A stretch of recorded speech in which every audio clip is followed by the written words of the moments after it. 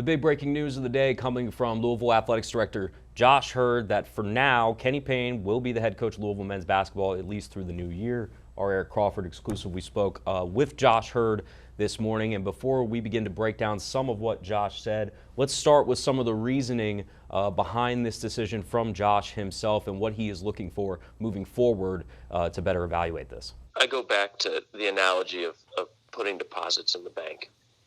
Relative to wins and losses publicly. When you do anything in the public eye, almost every action is judged as a positive or a negative. There has to be positives in order for any person to move forward. That's where I'm at right now with Kenny is, can we continue or can we create positive momentum? Obviously, if we are the record keepers here of that bank, there's not a ton of positives to work from. Kenny's 9-35 as a whole. There have been multiple PR gaffes that fans have not appreciated, and then there's the whole Karan Davis situation on top of that. When you hear Josh use that analogy, just what is your initial reaction to that, and how do you interpret it? Well, he just wants to see some deposits start being made, that there just aren't many there. I think the implication is that some of this stuff would not be that big a deal had he had more cash in the bank, had he won more games, had it been another coach with a better reputation that did them. Everybody's maintaining that Kenny was trying to do the best he could for Karan Davis and just had some things go haywire. They didn't want to embarrass the player, and it wound up embarrassing everybody. It was just not handled well. I think clarity of communication is one of those areas where Josh has talked to Kenny Payne and wants to see improvement. And there are a lot of those areas, from stuff that happens on the basketball court, from the ways the athletic department supports the basketball staff. What can we give you is a question that's probably been posed in those things. What more needs to be done to help this staff get this team going? There's a lot of things that need to improve, but I think the bottom line when it all came down to it was that it was just too soon.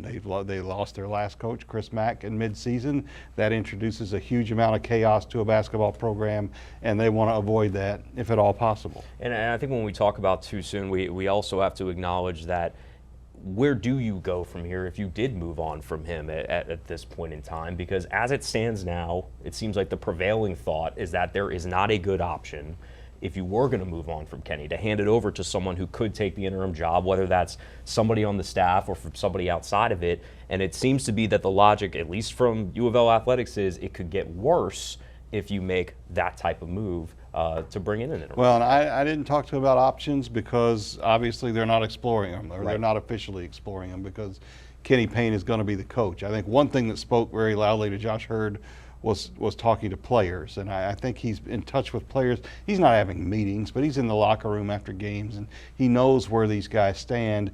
And by and large, the vast majority stand that they don't want to see Kenny Payne let go as coach right now. Now, they may not have that choice. You can't put it all in players' hands, but if the players are satisfied with the coaching they're getting and they're making progress, albeit very small amounts, I don't think he wants to, rock the boat in that area either. Well, while we're on the evaluation topic, I think the two of them are clear, or at least it seems like they are clear from the interview that Eric did with Josh, that Kenny knows where he stands with Josh Heird in terms of an evaluation moving forward about where this could go. And before we expand upon that, let's hear a little bit from Josh on that topic. I feel confident that Kenny knows where I'm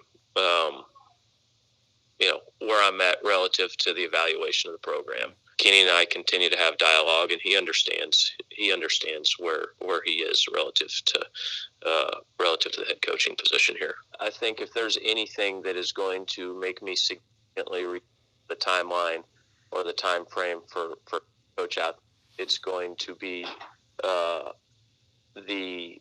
if there's overwhelming negativity or lack of support in the locker room, and that is not the case right now. Is there a way to turn the temperature down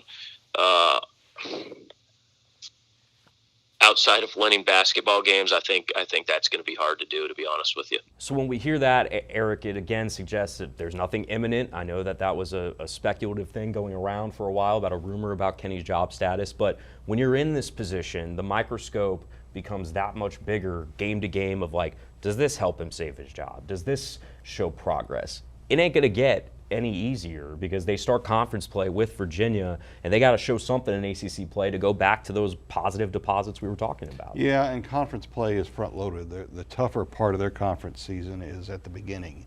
If you look at the end of the schedule, there's more opportunities for wins in there, but that means you got to run through this gauntlet of tough teams, potential losses, likely losses, getting ripped on the radio after every loss, getting ripped by us, writing game stories after every loss. You know, there's not a good way. What I read into this was not said to me, what I'm reading into this is that they're not going to revisit this after every loss. They're not going to have this conversation.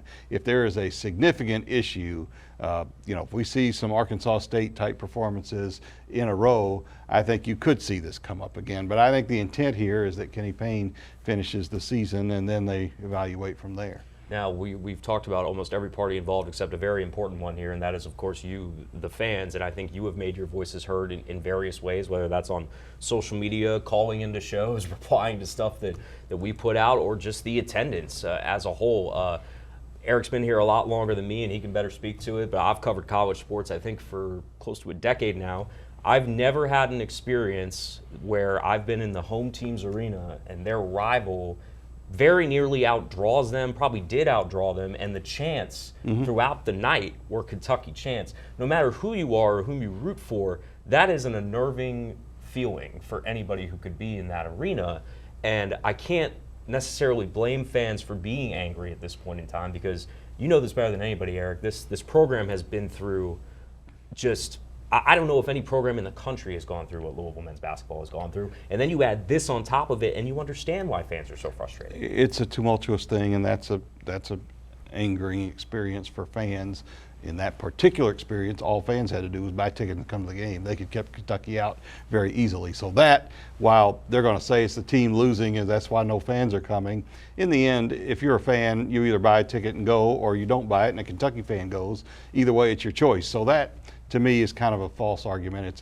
It's just what it was. I think the real issue is can Kenny Payne win the fans of this program back? That's debatable in this society that we live in. Everybody stakes out a position, sure. And then they're rooting for their position more than they're rooting for a team. They're then advocating for a position. They're not worried about a team. But I think there's some hope for Louisville.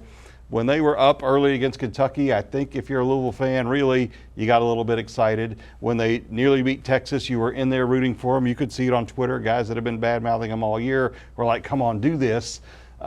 If they were to start winning, I think they would pick up people, not everybody, but it's a hard way to go. And in the end, that's the only way to turn the temperature down on this because it's going to continue for most of the season. And going off of that, Josh did speak to some of the fan frustrations and really express some of his direct frustration with the current situation. So let's give that a listen.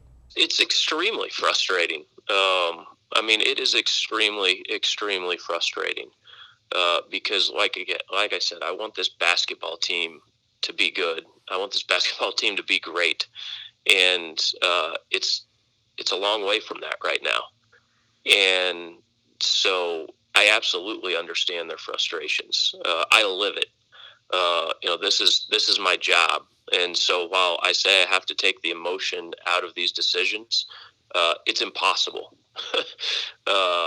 It just is. It's absolutely impossible, and that's I say it all the time. Sports will never die because the emotion that it elicits, positively and negatively, and so I absolutely understand our fans' frustrations, and I want us to be a great basketball program, and I'm going to work every day to try to get us back to that point, and I have confidence that we can. So clearly, all parties involved here recognize that Louisville men's basketball is kind of in an unthinkable spot when you look at the history of the program, the tradition, the success, the resources. And Eric, you've been a part of this community for a very long time, and I have to directly ask you because I feel like you're the best source for this. Is like, can you really remember when it felt this, I don't know, chaotic or fractured amongst the fan base? It has been. I mean, and that's been a process. It was easily more fractured than this when Denny Crum was coming to the end of his tenure, and it was the Tom Jurich camp and the Denny Crum camp. And then there was the blow up. Of course, it was a huge seismic event with Rick Pitino's first the extortion Karen Cypher scandal, and then with the Katina Powell thing, and those are huge upheavals in the fan base here. And then after that, you bring this probe from the FBI that ensnared Louisville and Kansas and a lot of programs, but Louisville seemed to take the brunt of that, and they were the one school that took action, in part because of scandal fatigue over the past decade with these other things that had happened. So it has been, there are scars from that. Now, none of that is any bearing on whether Louisville sprints back on defense or whether Louisville's going to play a cohesive offense. At this point, you can't blame all that stuff. Fans just want to see the team play basketball the way it's supposed to play basketball. They want to see a well-coached team on the court. They haven't always seen that, and they're going to have to see it in the next couple months, or we're going to see yet another change for Louisville basketball. And that's something I want to touch on just a little bit, the aspect of accountability as a whole. I think Kenny did a little bit better of a job speaking to that after the Kentucky loss and what happened there. But this is a community that prides itself on how much it loves this sport and watches this sport intently. I think it's a very well-educated community about basketball, and they can watch the product and see the problems at hand and then listen to what the response is to them and say, I don't know if that's quite lining up with what I'm seeing. And I think that credence has to be lent to them here. And there has to be an aspect of accountability moving forward from Kenny. It's like, okay, the fight, the effort, the energy, all those things, fine. How are you guys getting better at basketball? Well, and that's the big thing here. It's a hard thing. It's a fine line to walk, especially for a first-time head coach. Right. You want accountability, but when he tells you that Tyler Johnson doesn't come in the game because he doesn't have the right compression pants, that's maybe a little too much information. I don't know what's too much information. Right. What's saying the wrong thing. Rick Pitino can say things that Kenny Payne can't say. John Calipari can say things that Kenny Payne can't say, and I think that's one problem. I hear things from Payne that I've heard Calipari say. It's one thing if you're John Calipari and you have an unending line of first-round draft picks and Final Fours and you've won a national championship.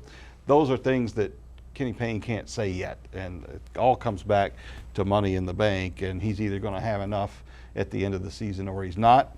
And I do think it'll take an extraordinarily negative turn of events to see him out of here before the end of the season, but I wouldn't put anything past anybody at this point. I think we've learned at this point. I've been in the market now for a little over 4 years. Eric's been a part of it for a long time. We can all guarantee on one thing is that you can kind of expect the unexpected, maybe, when you're covering. Count on it. Yeah, that's what it is. But fantastic work, sir. Thank you. Always appreciated.